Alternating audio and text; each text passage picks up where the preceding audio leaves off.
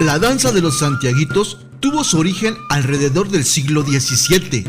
La temática se basa en la lucha española por la reconquista de espacios cristianos invadidos por los musulmanes, conocidos como moros. En el año de 1538 ocurre la primera representación de la danza en México, en donde se empezó a difundir por toda la Nueva España y así llegar a San Gabriel Chilac. Dentro de esta danza sobresalía como personaje principal el apóstol Santiago, siendo el patrón de los conquistadores y retomado por los indígenas. Cada lugar lo realiza de diferente versión, conservando la esencia de la danza que revive la lucha de moros y cristianos. Cabe hacer mención que el apóstol Santiago se representa encima de su caballo de madera, representando el blanco corcel del apóstol.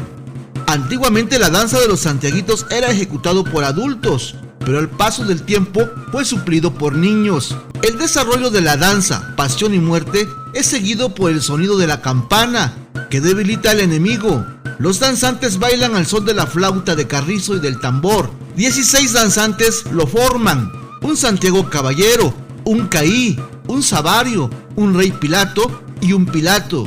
Durante la expansión de esta danza fue adoptado por los pueblos para poder ofrecerle a los santos patrones dentro de las comunidades cristianas, quienes durante las festividades participan y deleitan con la danza. Actualmente, San Gabriel Chilac se manifiesta dentro de Tochirhuitl, fiesta en nuestra casa. Quienes han participado en la enseñanza de esta danza están los señores Ángel Mirafuentes, Don José, Don Serafín Bruno y Don Antonio Romero, en paz descanse.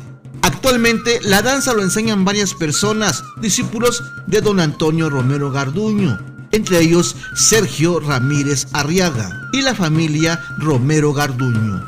Aportación de Radio Chilaca C, uniendo a través de nuestras danzas.